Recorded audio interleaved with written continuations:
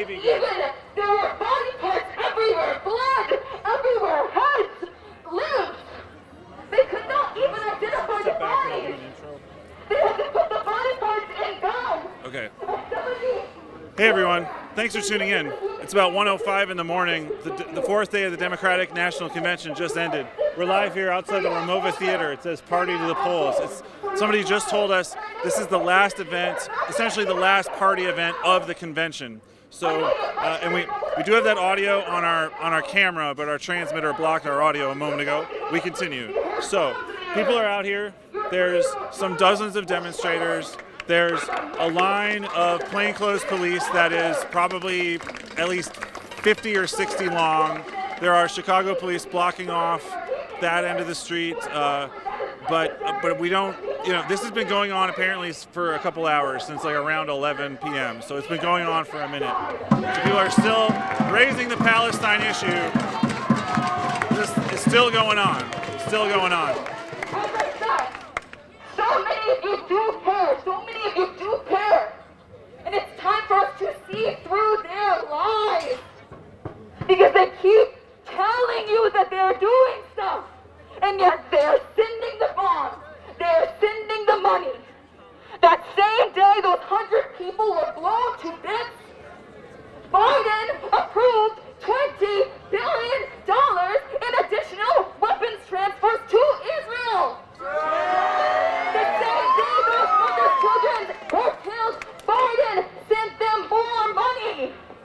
And Harris has affirmed, Harris has confirmed, Harris has signed, sealed, and delivered her continued support for the genocidal state of Israel.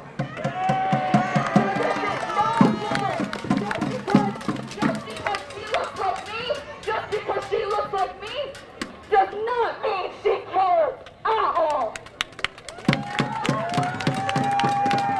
And so if it's not today, let it be tomorrow. Let it be the next day. Let it be in a month. Let it be in a year. Please, please know that you have an opportunity to change sides.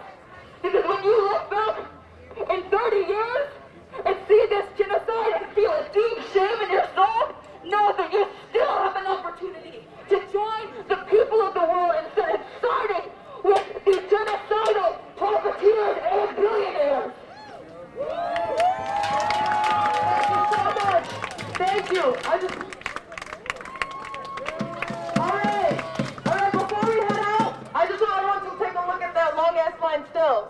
It's been like 3 hours and they're still waiting in line to get to this damn party. It is not that deep. You could have paid me $1 million. So again, we're outside the Ramova Theater. This is the last event of the Democratic National Convention. So attendees are taking pictures of what's going on. So people seem to still be in line to get in. So they're attendees taking pictures. So yeah, dozens of police going back down that way. Chicago police. We'll be back.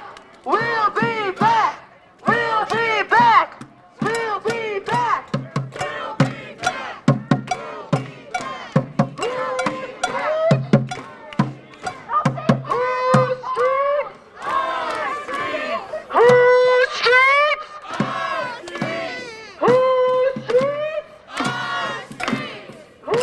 Thank you all for joining us. We're outside the Ramova Theater right now. As this person had told me off camera, that they've been trying to disrupt basically all the events. The flag says, "Kamala, we charge genocide, free Palestine." They're getting on the move.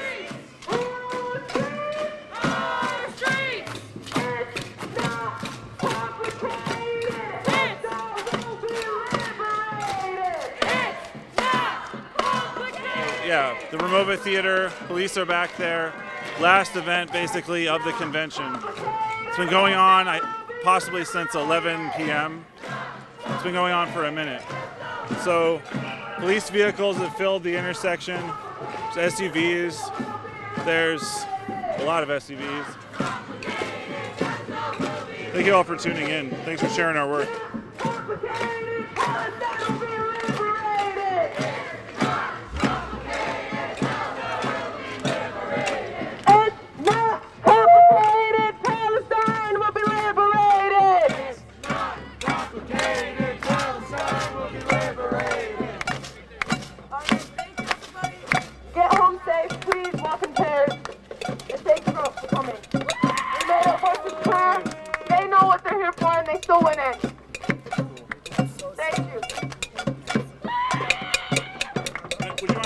you're here today? Do you want to talk at all?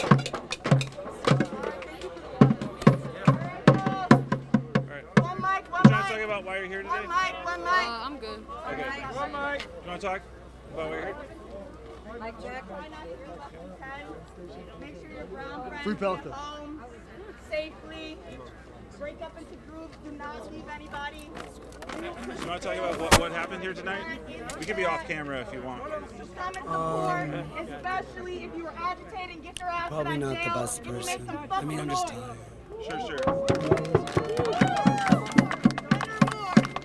Let's think about it logically. We're going that way. Turn that way. Whoever's Turn still that way, right? I'd love Did to. it start around 11? Drop people Did it off. start about Make 11? brown and black people get I on the think. stage. Okay. Long day, right? Long day.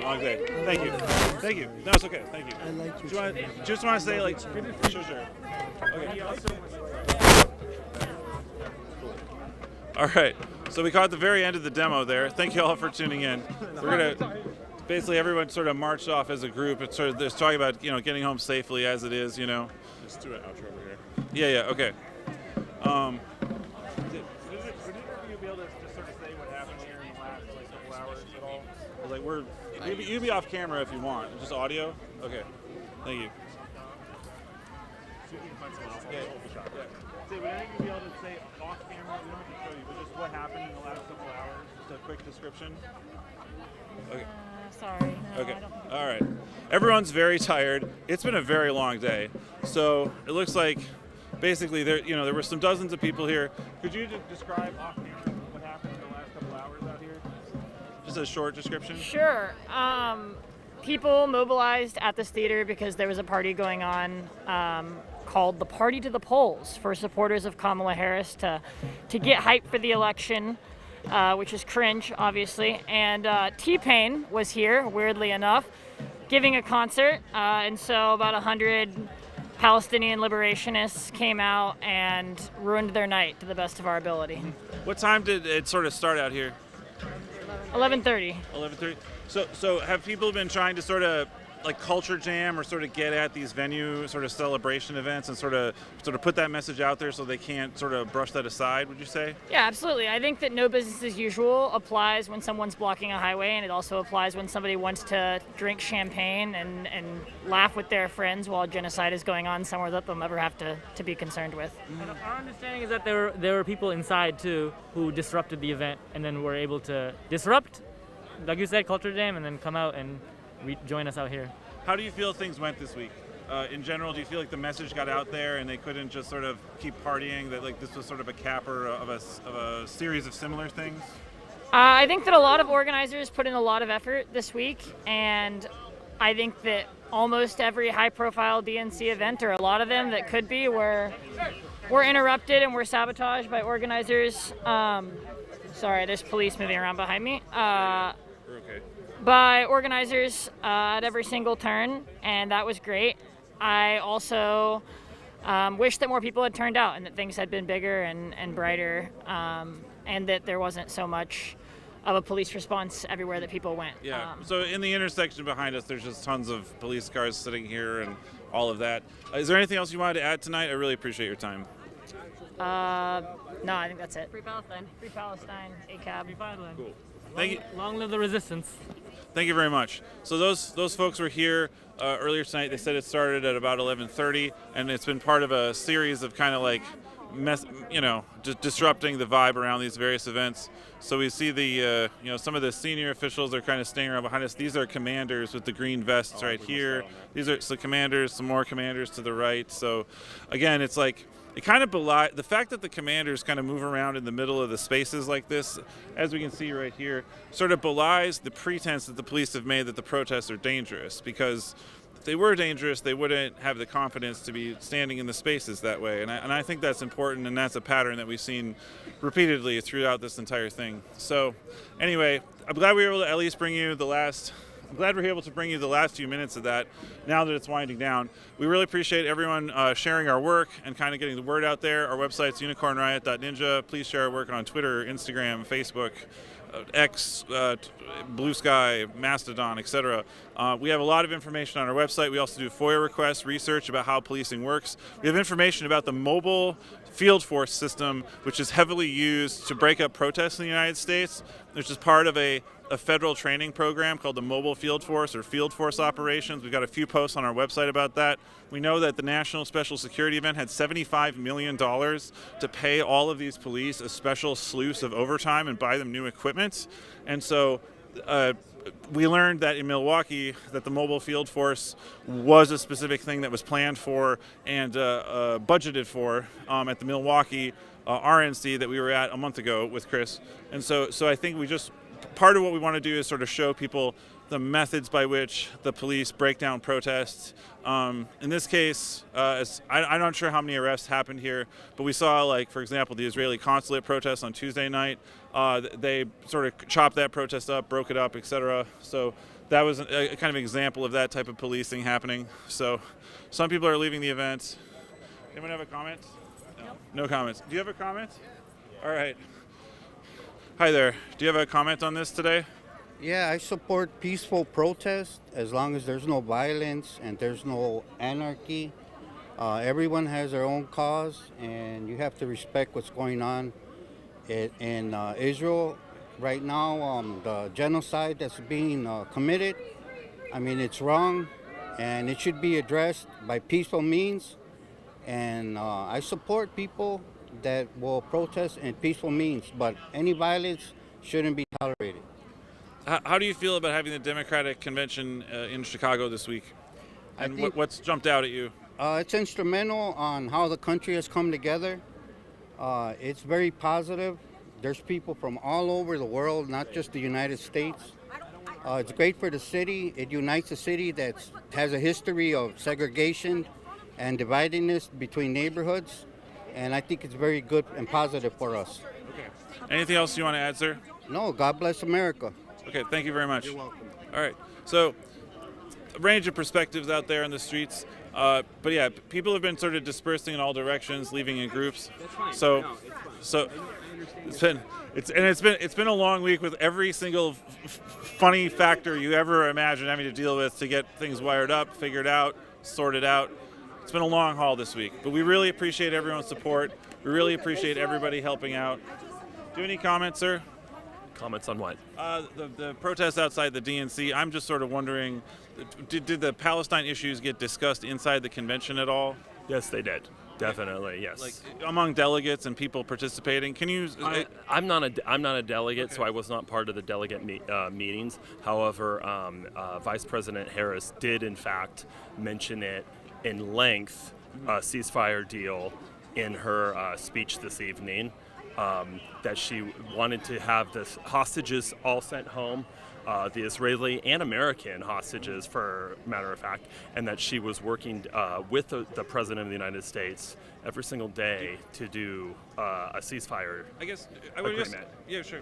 I would ask, as someone who's involved in the Democratic Party, I assume, would you say that the discussion about Palestine has been shifting in recent months? Do you feel that it's buzzing out there as a significant issue in terms of Democratic Party politics? Absolutely. Okay. Absolutely, yes. No, it's definitely an issue that is probably one of the top issues, both in the administration and with the electoral campaign. Now, I'm not involved in the campaign directly with the president's campaign or the vice president's campaign, excuse me, but I know that it is definitely an issue that is at the forefront of the discussion. And do you feel like when people were hearing about the protests, maybe even literally hearing about them, like we heard a noise demo at the Salt Shed late on Tuesday night, for example, do you feel like those sounds and things were reaching people, and was there discussion about it? Like, were people reacting to it in the spaces? The protesters? Yeah, that. The protesters have not been helpful. Under any circumstance. Just now when the police told me that I had to run because they were charging the line, that's not going to get me to necessarily work harder on their issue. I don't want to run away. I don't want folks charging me. Why would I want to help somebody who did that? Do you feel that there's a distinction between a political campaign where persuasion and support bases get assembled versus protest movements where the goal might be to make a ruckus, to make noise, to draw attention to something? Would you say that those maybe might be two different kinds of things that operate on a different logic, perhaps? And so, like, when people are making a ruckus about something, I hear what you say about the line, but, you know, no one has protested for different issues more than I have. You know, I've protested for LGBT rights at length. I've been disruptive. I marched multiple Muslim ban marches. The Democratic Attorneys General stopped Donald Trump's Muslim ban in 2017. That was very infamous, as probably people are well aware. So the Democratic Party has been very sensitive to issues of protest. We've been very involved in it. However, when when the police are telling me that I have to run, which was, about an hour ago, that goes beyond protesting. And so when you have matters like that, it convolutes and is negative towards the message that you're trying to get through. If you're trying to persuade people to either come to your side and I've been an activist for many years at this point, come to your side, or even if they're with your side, to amplify your message, and they're having to run down the street because the police tell them to, probably not a good strategy. One thing I would say is that we have encountered situations where police tell people things that are not accurate. No. I saw them running. Okay. No. Let's be very, very clear. Let's be very clear. I understand that the police are not you saw always protesters running, and the police told you to run away from the protesters. Okay. Sorry, just to clarify. Okay. Let's be very clear. I was standing in line. You're asking me this question right now. Yeah. I was standing in line. I saw the protesters charge the line just now.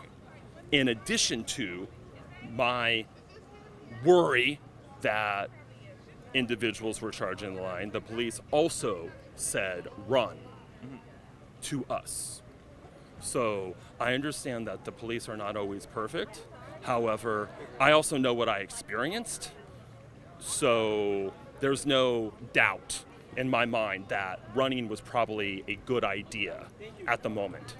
So it wasn't just what the police said, it was what you actually saw right in front of you. Yes. Okay. All right, cool. So you said, just for context, if you want to give your name and what state or not, it's up to you. It's sort of what your role is, if you want to say any of that. My name's Nick. I'm from California. Okay.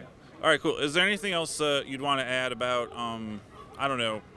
the situation, as well as how the convention comes out, and do you think that there's resolution on these things that you feel in the air at all, or resolution? Well, meaning maybe about the Palestine issue in particular, because a lot of people would argue that's divided part of the Democratic base. I've seen a lot of people talking, Democrats for Palestinian rights and stuff like that. So, do you feel like that issue has been resolved, or do you feel it's maybe papered over? No, it's not been resolved. No. Okay. No. I mean, if it was resolved, then we would have hostages home, and we would have a ceasefire agreement, and bombing to have stopped in Gaza. So that's resolution. Yeah. So if Israel bombs Gaza tomorrow and the hostages, as far as I'm aware, are not home, then that's not a resolution. Not resolved. No. But and it's not resolved as a Democratic Party internal issue, I guess, or the connection between the base. Do you feel like the connection between elements of the base that are unhappy about this situation and the vote for the ticket, that could ever get resolved without a ceasefire agreement out there? Or does resolution only follow after a ceasefire? I don't know the data on looking at the data. I have not looked at the data on how the base feels like they're going to vote. Obviously, as voters, we all have to vote who we think is going to forward our issue the best, even if they are not 100% on all of our issues. We vote for the person that we think is going to advance it as best that they can. So, while maybe certain base members do not feel that the Democratic Party is 100% on what they want in terms of the war in Gaza, I think that there's a fair amount that believe that they're the better decision as opposed to Donald Trump, who did a Muslim ban and who has told Netanyahu that he should actually double down on the killings. Yeah. So, that's what I think a lot of people are having to grapple with right now. A lot of voters. Yeah. All right, cool. Is there anything else you'd like to add tonight? No. Okay. Hey, I really appreciate your time. That's Nick from California, sort of explaining some of the situation inside the Democratic Party, as well as what happened tonight. Yeah, from your as own best as spot. I can. Yeah, Thank you, man. From your own Thank spot. you. Thank you. Yeah, that was Nick. So we are seeing people sort of leaving from the event. I think we'll be able to go down in just a minute here. I'll just sort of again. I think there's a heckler in front. Okay, so we'll go take a look at the heckler in front. Allegedly. But it's helpful to get some perspectives from those people inside the thing. So get some riot police still up. Other police officers. There's still dozens of police officers. The line wasn't released. The green vests have been the commanders, the incident commanders of these things. Some more incident commanders, and then the regular police lined up. So again, National Special Security Event. They got $75 million from Congress. That money was created by printing new money, aka issuing treasury bills. So it's like new money coming out. Usually at the events, like here, you can sort of see inside, like it's still going. Bars extended to 4 p.m. in the local ordinance, which has kind of been common at these events. So. Policy that Kamala's supporting to raise the wages. Yeah. See, that's so crazy. He's looking at me like, this guy. What is Kamala doing to raise the wages? No one knows, dude. So what brought you out here tonight? Well, originally I actually live like literally a block over, and I was just trying to film. I always bring this video camera with me because I'm trying to start this thing called Riot TV. It's a whole thing.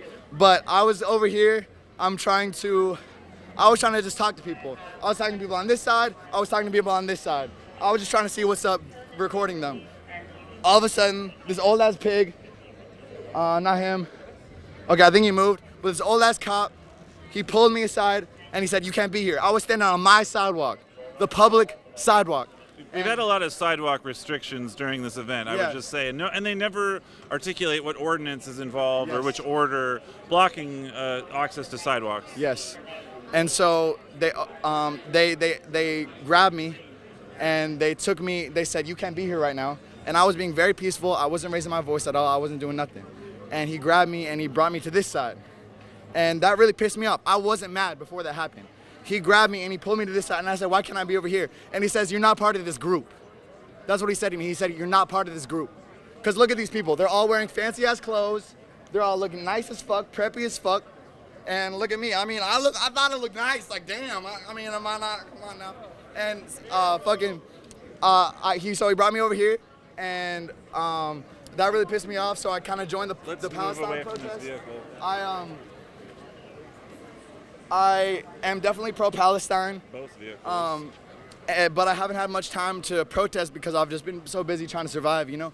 And so I came back over this side. I was angry. So I started yelling, "It's free, free Palestine." And then the whole protest left. And all the cops, I got footage of it, they were all like so serious. And I could see the emotions in their eyes while they were standing there. They were in pain. They were trying to act straight face, but they were just like. And then as soon as everybody left, they all turned to each other and they started laughing. And they started talking to each other, and that fucking pissed me off. Because I live right there, so I don't care, I'm staying here. I watch everybody kind of, sigh, the protesters left. We can just laugh and act like there's not babies being blown up overseas. And so I just stand here and I start yelling, "Free, free Palestine, free, free Palestine." And it's me against like 100 fucking cops. I think technically you may be the last DNC demonstrator. Really? I think so. Technically you would be. This is the last official This is event. the last event, Really? and you're actually, as far as we can tell in this space, Yeah. you're actually the last demonstrator. Damn, that's crazy as fuck. Well, they turned me into a fucking demonstrator because I was just here to document this shit, and they fucking made me just fucking mad. And I realized, like, damn, like, they are trying to divide us. They are the ones who have no chill, who wanted to divide us. And I'm not gonna act like I'm the most informed person, because I'm not. But what I do know is that these people are cowards, and I just didn't want to sit around and watch them. In fact, it's even pissing me off seeing them standing there right now fucking talking to each other, acting like everything's all good, when it's really not. This shit's fucked. Do you have any comments, sir? Okay. Great concert. Great concert. Shit. So weird. So T-Pain, legendary. So weird, dude. T-Pain is very big with the Democrats right now. Yeah, that's very interesting, because all these people, it's like they were telling these stories about babies getting blown up and about all this shit, and people were like laughing, trying to laugh it off, like their teacher was trying to like talk to them or something, and that shit was just like, damn. So it's like kind of like a middle school class that's like goofing off. Like Yeah. that's the feeling you get from the delegates, something kind of that energy sort of. Exactly, yeah. As someone's, okay. Yeah, and it was very just like, I was just, it made me really sad, because like, I have love for everybody. I have love for all these cops. I have love even for all these people on the other side. But they gotta wake up and they gotta realize that if they don't change their ways, we're gonna keep getting in these wars that we can't pay for. People are gonna keep getting broker. People are gonna keep getting more poor. And these war companies are gonna keep getting more power. And unless they wake up to that fact, it's just gonna keep going in the direction it's going. And I don't care if you're Democrat or Republican. Both of my parents are Democrats, but I don't like the Democrats, bro. And Trump, bro, Trump obviously does not know what the fuck he's doing. And like, if you look at any of the reporting around his cabinet and around the people who were part of his cabinet, because my whole thing is I'm about policy. What are the actual policies of these politicians? And when I was asking them about what is Kamala gonna do to raise the wages, no one had an answer. No one knew. So we're all just playing these personality games. Who are we gonna elect? Trump or Kamala, based off their personality and what their race is and shit like that. And I would say the Harris campaign has been pretty evasive about defining its position on issues, because they figure if they avoid defining issues, then they don't draw negatives, right? Yeah. So I think that you're picking up on that, perhaps. Yeah, I think one thing that I can do as part of the youth and part of someone who isn't educated very well about politics and is on the internet too much is I feel like young people, we have to stand up and we have to ask them, what is your actual policy? What are you gonna do about Israel, Palestine? What are you gonna do about Ukraine? What are you gonna do to raise the wages for working people? What are you gonna do to lower the military and police budget and increase the education budget? That is my main 4 issues, and I don't think anything, even climate change, I don't think climate change can be handled until they lower the military budget and increase the education budget. For me, I'm a one policy voter. Unless a politician is saying we are going to lower the military budget and increase the education budget, I am not voting for them. And I think all young people, part of my generation, Generation Z, should stand with me and not vote for any politician. I don't give a fuck about what people tell you. This is the last election ever. Unless they increase the education budget and lower the military budget. Because ever since I've been born, they've been increasing the surveillance, they've been increasing the police, they've been increasing everything that's been making life so fucking hard for us. They made us go home for COVID. They gave us phones and they've been surveilling us ever since we were little kids. This shit is giving us mental fucking problems, yo. Me and all my friends have major mental fucking problems. And y'all didn't deal with this. I'm sorry. I'm not talking about you, but I'm talking about people who were born before 2001, the year I was born. Y'all do not know what the fuck it feels like to be watched and policed and fucking sent home and just controlled so much. Like, this shit is fucked up, dude. So do you feel like having the convention in town, which is a very large policed event, intensifies that feeling of being watched, being scrutinized, controlled, managed? Do you feel like the police operation increases that feeling in this last few days, this last week? Yes, because I'm from DC. I grew up in Falls Church, Virginia, very governmental Falls area. Church, Virginia Falls Church, is very CIA. Very CIA. So I was there for the BLM protests, and what I noticed was there was fucking military trucks pulling up, military everywhere. There was crazy military personnel for the BLM protests. Yeah, and they activated the National Guard. It's a whole subject we'll need to go into later. Yes. Continue. Yes, and it was incredible seeing the amount of power they were, because on Twitter you saw like there were people climbing on the Capitol building, but I went and everything was very peaceful, very, very peaceful.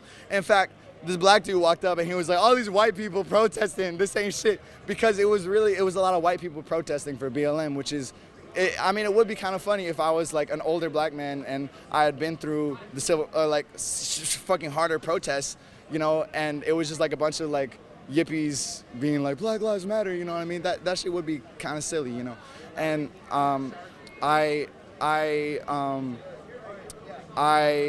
fuck, what was I about to say? The police Oh yeah, response and BLM. but then I saw January 6th, and I saw the difference in how the state handled that. And that was crazy to me to see how little military personnel, how little police they had. They just didn't seem to give a fuck about all these fucking crazy white people storming the Capitol. They just didn't give a fuck.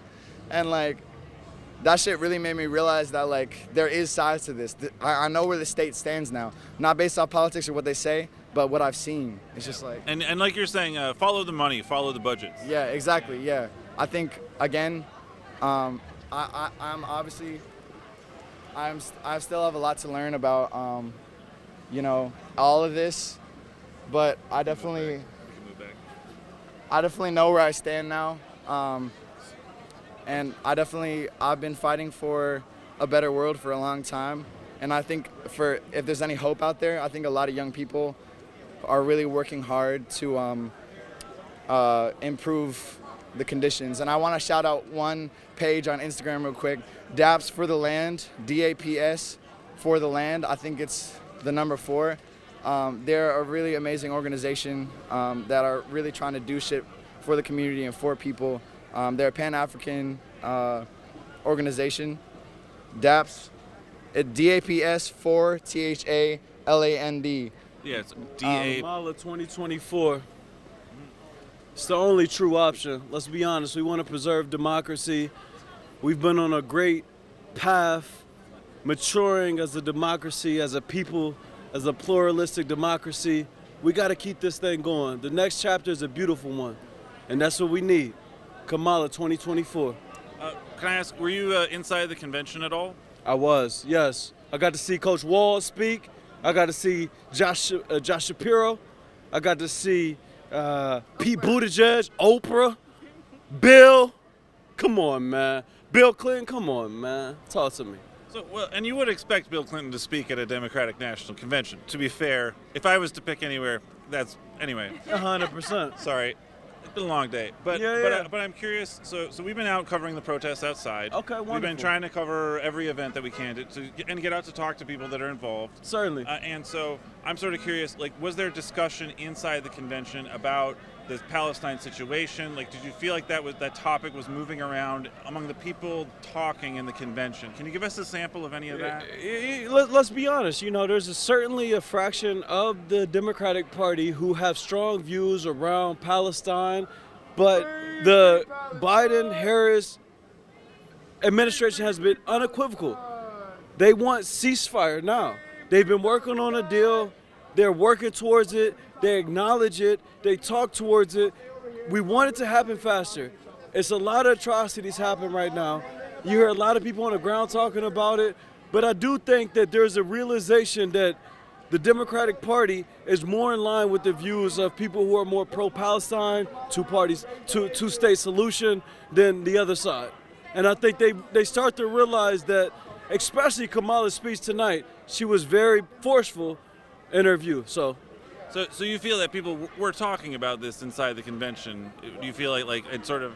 Certainly, it wasn't a prominent topic, but there are certainly a lot of views there. You know, you heard the applause, you heard the cheers. When people talked about it, it was something that excited the crowd. Okay. Certainly. Okay. Yeah. All right. Do you feel like when demonstrators were jumping in on events like this, do you feel like that... How would you say the vibe is for attendees when there's protesters sort of bird dogging an event? Well, I mean, there's a lot of amendments to the Constitution. You know what I mean? But the first one is about free speech.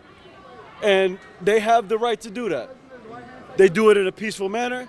They're doing it in a way that they're being heard. That is democracy. That's what democracy looks like. You got a voice, come share. You got something to say, come talk about it. The tough thing that we've seen here at the DNC when we've been out covering the protests is that a lot of times the police won't let people just stay on sidewalks. You know, Okay. they try to clear them off of sidewalks, regardless of the streets, Certainly. but even the sidewalks. You know, Certainly. so I think that there's been a concern that when they put $75 million into the policing, that the police then push that back another step and don't let people use the sidewalks to run around and say a message, right? Certainly. So you can see why that would be a concern to the people that were involved. 100%, 100%. There's a balance, and it's very tough.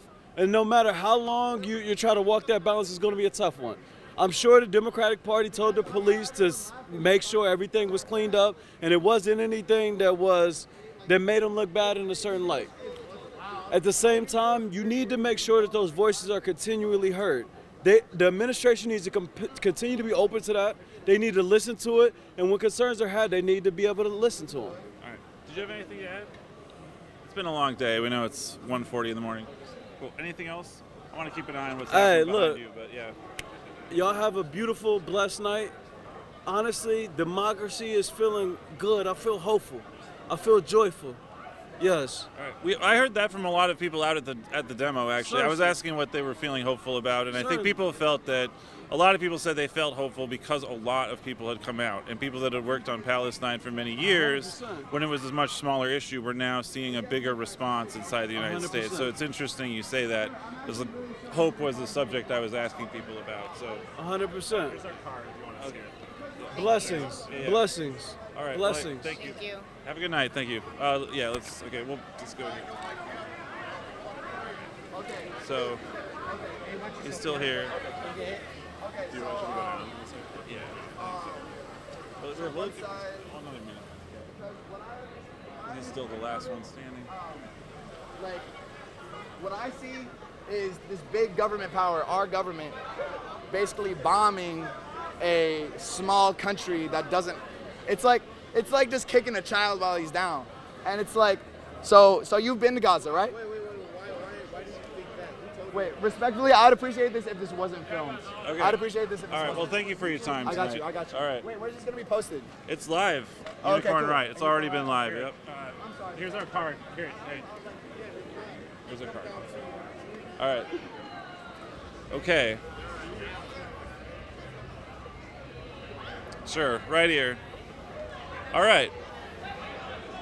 So we're here outside the Ramova Party to the Polls.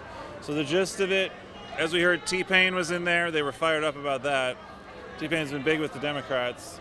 We can see people getting food. I think there's like a buffet right there. So obviously, conventions, a lot of hospitality events going on, stuff like that. There goes some delegates. This was the last event for the DNC, and that was basically the last protester. We talked to him for a while. I remember a Gen Z talking about the problems that his generation's facing and the steady militarization for someone born in 2001 when all that's been happening. So, we've been out to the noise demos. We've talked to people that have been out there kind of disrupting these things. I wanted to talk to these more insider type people to sort of understand how much of this energy has been kind of getting into these spaces from the outside. I think it's always worth looking at what's going on the inside as well as the outside. But part of the reason we do this is because there's a lot of systematically marginalized communities, right? Arab Americans do not, partly because they're a minority, right? They are marginalized from access to the U.S. media. Their viewpoints have not been taken as seriously, right? Palestinian Americans' viewpoints have not been taken as seriously, especially in this recent time period, as a lot of establishment people, have. Basically, what I'm trying to say is that it's pretty apparent that there's a lot of establishment groupthink, which has led to problems like Israel-Palestine spinning out of control and getting really bad because the problems don't get addressed. And so part of what we try to do is sort of get at these things before they become these huge issues that boil over. We were covering Palestine stories before last October. Our contributor Mohammed has been sending us regular updates from the Gaza Strip in the couple years before this all happened, right? Because it was apparent, if you track American foreign policy, that the problems with Israel and Palestine were not resolved, were not getting resolved, and the political establishment usually has been content to kind of kick the can, ignore it, kind of paper over it. The man we talked to down there from California talked about how, look, this won't really be resolved between the Democratic elements of the Democratic base and the leadership unless there's a ceasefire. I thought that was interesting, right? So that's part, so it's been interesting to talk to people about the politics. We also talked to the University of Chicago student at the last event right outside the gates of the convention. She was talking about how, while the politics can be interesting, the reality is there's a huge amount of human suffering, and that's been the driving motivator of these large demonstrations outside the DNC, inside DNC events, around DNC events.